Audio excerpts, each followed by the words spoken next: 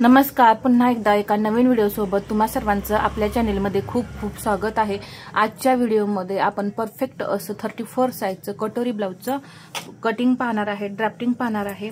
तर पहा, एकदम छोट्या छोट्या टिप्स आहेत महत्त्वाच्या, ते मी तुम्हाला या व्हिडिओमध्ये सांगणार आहे। तर तुम्ही व्हिडिओ कुठेही स्किप करू नका, शेवटपर्यंत पहा। तर सर्वात पहिल्यांदा आपल्याला घ्यायची असते ब्लाउजची उंची।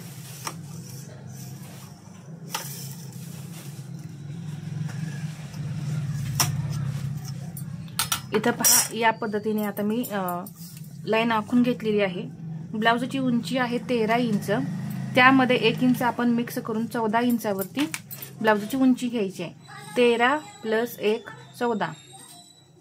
नेहमी कोणत्याही ब्लाउजमध्ये आपण 1 इंच मार्जिन मिक्स करत असतो। शोल्डरमध्ये अर्धा इंच जोडलं जातं आणि कमरेमध्ये अर्धा इंच आपल्याला मार्जिन लागतं। तर त्यासाठी नेहमी 1 इंच घ्यायचं आहे। पहा, पाऊण इंच अर्धा इंच असं घेऊ नका, कंप्लीट 1 इंच म्हणजे आपल्याला लागतंच तेवढं मार्जिन पहा, नाहीतर ब्लाउजची उंची जी आहे ती कमी भरेल। या पद्धतीने शोल्डर घेणार आहे मी 5 इंच। अजून एकदा असंच मी 5 इंचावरती मार्किंग करून घेते। हे 2 पॉइंट जे आहेत ते समसमान द्यायचे मुंड्यासाठी। आणि इथून मुंड्याची उंची जी आहे ती मी 5.5 इंच घेणार आहे। इथे मी 5.5 इंचावरती मार्किंग करून घेतलं। पहा, 34 साइजसाठी 5 इंच शोल्डर आणि मुंडा घ्यायचा आहे आपल्याला 5.5 इंच। आणि इथून ही एक लाईन ओढून घेऊ। 34 साइज आहे तर त्याचा चौथा भाग किती होतो?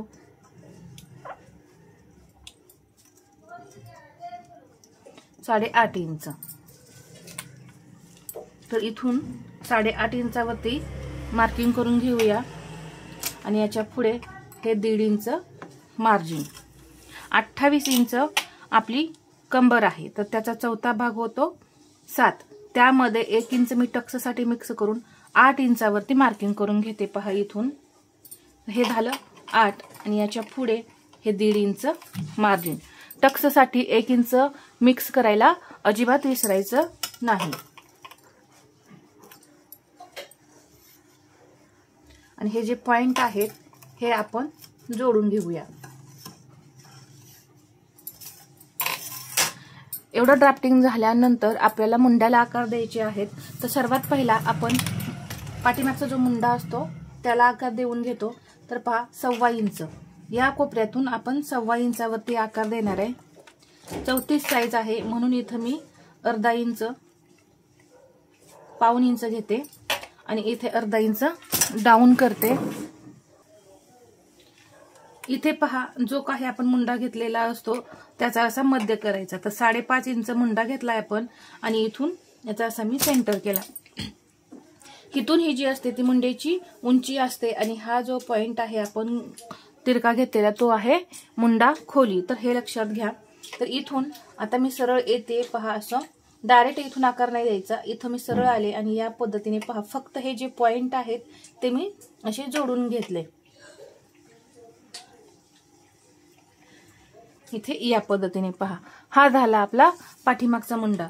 गळ्याची रुंदी घेणार आहे मी 2 इंच आणि पाठीमागचा गळा तुम्हाला जेवढा हवा आहे 9-10 तेवढा घेऊ शकता। इथं मी 9 इंच घेतलाय, त्यामध्ये अर्धा इंच मी मार्जिन मिक्स करून 9.5 इंचावरती मार्किंग करून घेतलंय। इथून मी घेणार आहे फक्त 2.25 इंच। लहान साईज आहे त्यामुळे इथे जास्त ब्रॉड करू नका, 2.5 इंच जरी केलं तरी सुद्धा चालेल। एक बॉक्स बनवून घेतला पहा आणि इथे गळ्याला आकार देऊन घेतला। शोल्डर इथं मी 5 इंचाने डाऊन करणार आहे। अशा पद्धतीने हा 34 साइजचा बॅक पार्ट जो आहे तो तयार झालाय। तर पहा, या पद्धतीने तुम्ही बॅक पार्ट तयार केल्यानंतर आता फ्रंट पार्ट यावरती कसा ड्राफ्टिंग करायचा हे पाहू। सर्वात पहिल्यांदा आपल्याला मुंड्याला आकार देऊन घ्यायचा आहे। फ्रंट मुंड्याला आकार देण्यासाठी पहा, हा सेंटर जो केलाय इथे 5 इंच आतमध्ये यायचं आणि एक तिरकी लाईन ओढून घ्यायची। जास्त ही आत येऊ नका पहा, नाहीतर पुढच्या मुंड्यामध्ये प्रॉब्लेम येतो। इथून मी घेणार आहे फक्त 1.25 इंच। पुढच्या मुंड्याला आकार देण्यासाठी 1.25 इंच घ्यायचं, फक्त जास्त घ्यायचं नाही, 1 इंच घ्यायचं नाही। 5, 6, 7 इंचाचा गळा जेव्हा असतो त्यावेळेस तुम्ही इथून हा पॉईंट 1 वरती आणि हा जो 1.25 इंचावरती आपण पाठीमागच्या मुंड्याला आकार देण्यासाठी पॉईंट घेतलेला आहे तो घ्यायचा आहे 1.5 इंचावरती. गळ्यानुसार हे डिपेंड असतं, पहा किती इंच घ्यायचं. जसं जसं डीप होत जातं तसं इथलं जे हे अंतर आहे मुंडा खोलीचं ते आपल्याला कमी करावं लागतं. पुढच्या मुंड्याला सुद्धा आकार देताना पहा हा सेंटर आहे, या सेंटर पासून असं सरळ 1.25 इंचापर्यंत या आणि असं सुरुवातीला जर आकार जमत नसतील तर असे डॉट डॉट करत तुम्ही आकार द्या. पहा खूप छान असे मुंड्याचे आकार जे आहेत ते येतात. तर हा झाला आपला पुढचा मुंडा. आपण गळ्याची रुंदी इथे 2 इंच घेतलेलीच आहे. पुढचा गळा आहे 5.5 इंच, तर अर्धा इंच मी या इथे मार्जिन मिक्स केलं शोल्डर मध्ये जोडण्यासाठी आणि 6 इंचावरती मार्किंग करून घेतलेलं आहे. इथे घेणार आहे मी 2.5 इंच. खालच्या साईडून आपल्याला जो गळा असतो तो पहा 2.5 इंचाने ब्रॉड करायचा आहे. आता इथे तुम्ही 3 इंच असं घेऊ नका, 3 पावणे 3 इंच घेऊ नका. पुढचा गळा आहे कमी असला तरी चालतो. इथे आपण पुढच्या गळ्याला आकार देऊन घेऊया. तर पहा जर आकार जमत नसतील तर काय करायचं आहे, जर असा पसरट हवा असेल तर पहा इथं जो आपण बॉक्स तयार केलेला असतो या कोपऱ्यातून इथं तुम्ही अर्धा इंच घ्या आणि जर खोलगट नको असेल तर तुम्ही इथून असं 1.25 इंचावरती जरी मार्किंग करून आकार दिला तरी सुद्धा चालेल. क्रॉस पट्टीचं मार्किंग करून घेऊया. पहा इथून 2.5 इंच आणि इकडून ही मी 2.5 इंच घेतलेला आहे.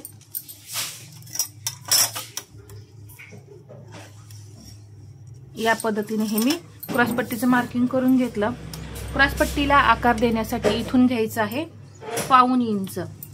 पहा इथे घेतलेला आहे 2.5 आणि या पॉइंट पासून इथे घेतलेला आहे 1.25 इंच आणि क्रॉस पट्टीला असा आपल्याला आकार द्यायचा आहे या पद्धतीने.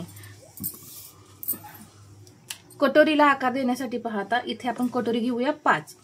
तुमच्या कटोरीला जर आकार जमत नसतील तर तुम्ही या पद्धतीने आकार द्या. इथं जे काही माप घेतलेलं आहे तेच माप तुम्ही इथं घ्यायचं. म्हणजे मी इथं 5 इंचाची कटोरी घेतलेली आहे तर इथं सुद्धा मी असं 5 इंचावरती मार्किंग करून घेतलं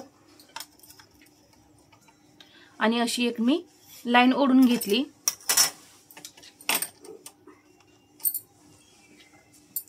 गळा आहे या इथं गळ्याजवळ 1 इंच आपल्याला असा वरती पॉइंट द्यायचा आणि तिरकी लाईन अशी ओढून घ्यायची.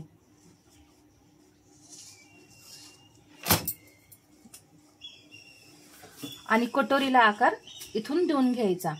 पहा या पद्धतीने एकदम परफेक्ट असा मूळ कटोरीचा सुद्धा आकार येतो. मूळ कटोरीचा आकार जो आहे तो जर परफेक्ट निघाला तरच इथला हा साइड पार्ट आहे तो सुद्धा एकदम असा व्यवस्थित निघतो. नाहीतर इथला आकार तुम्ही जर असा पसरट काढला तर इथला सुद्धा आकार जो आहे तो कमी भरतो. तर यासाठी तुम्ही इथं या पद्धतीने कटोरीला आकार द्यायचे आहेत. खूप परफेक्ट अशी ही पद्धत आहे कटोरीला आकार देण्याची. तर इथं मी बॅक पार्टचं ड्राफ्टिंग दाखवलं, परत तुम्हाला हा फ्रंट पार्ट सुद्धा मी ड्रॉ करून दाखवला. आता आपण मूळ कटोरीपासून वाढीव कटोरी कशी काढायची हे पाहूया. इथे आता आपल्याला कटोरी वाढवण्यासाठी इथे अर्धा इंच, या साईडला 1.25 इंच, कोणत्याही साईजची कटोरी असू द्या इथे अर्धा इंचच वाढवायचं आहे आणि इथे 1.25 इंच वाढवायचं आहे. 34 साईजची कटोरी आहे तर मी फक्त 1.25 इंचानेच वाढवणार आहे. 1.5 इंचाने वाढवली की काय होतं, जे टोक आहे ते जास्त येतं, म्हणून आपल्याला तिथे 1.5 इंच नाही वाढवायचं, 1.25 इंचाने वाढवायचं आहे. जसं साईज मोठी होत जाईल तसं तुम्ही 1.5 इंचाने कटोरी वाढवली तरी चालेल. आता हा जो आपल्याला आकार द्यायचा आहे तो पहा या पद्धतीने हलक्या हाताने असं जोडत आकार द्यायचा आहे. जर तुम्हाला इथे कटोरीला आकार देता येत नसतील तर मागील व्हिडिओमध्ये मी कटोरीला तंतोतंत आकार कसा द्यायचा हा व्हिडिओ मी शेअर केलेला आहे. त्या व्हिडिओमध्ये पहा मी कटोरीला आकार देण्यासाठी परफेक्ट फॉर्म्युला तुमच्याशी शेअर केलेला आहे, तो तुम्ही पाहू शकता. ही जी काही वाढवलेली कटोरी आहे आपण ते पहा असा सेंटर करायचा, इथून असा सेंटर. आता हा सेंटर सुद्धा आपण करतोय ना तो हे जे टोक आहे पहा इथलं गळ्याजवळचं त्याच्या असा समोरासमोर आला पाहिजे, म्हणजे आपली कटोरी जी आहे ती तिरकी होत नाही. सेंटरला सुद्धा मी 1.25 इंच घेणार आहे. इथे घेतलेला आहे 1.25 इंच, इथे पण 1.25 इंच आणि या इथे 1.25 इंच. आणि हे जे आकार आहेत ते असे जोडून घेऊया. इथे थोडं अर्धा इंच वरती जाऊनच आपल्याला कटोरी इथे असं हे जोडायचं आहे। तर पहा किती परफेक्ट असा आकार इथं आलेला आहे। तुम्ही पाहू शकता कटोरी किती सुंदर अशी आपली तयार झालेली आहे। तर कटोरीला आता टक्स द्यायचा आहे। इकडे अर्धा इंच मार्जिन आणि इकडे हे आपल्याला मार्जिन घालून आपली कटोरी किती आहे पहा 5 इंचाची। तर हे मार्जिन जे आहे ते सोडून, म्हणजे इकडे मार्जिन लागणार आपल्याला हुक पट्टी जोडण्यासाठी आणि इकडे लागणार साइड पार्ट जोडण्यासाठी, ते सोडून 5 चा मध्ये किती होतो 2.5, तर इकडे 2.5 आणि इथून ही 2.5। तर टोटल पहा हा टक्स जो आहे तो 1.25 इंच आणि वरती 1 पॉइंट भरतोय पहा दोन्हीकडून, 1.5 इंच ही नाही भरत। तर तेवढाच आपल्याला तो टक्स घ्यायचा, जास्त नाही घ्यायचा। आणि इथं 2.5 इंच